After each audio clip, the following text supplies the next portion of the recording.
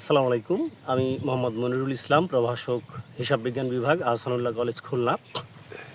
এই যে জমিটা দেখতেছেন, এটা আমার মায়ের মালিকানাধীন জমি।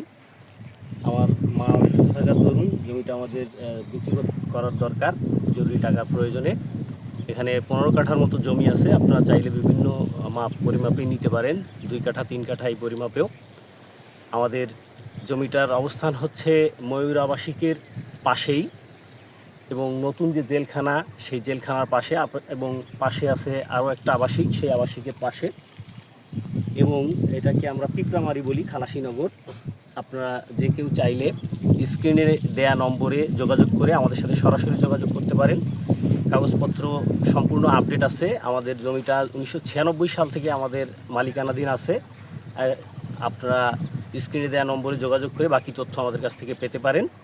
ধন্যবাদ।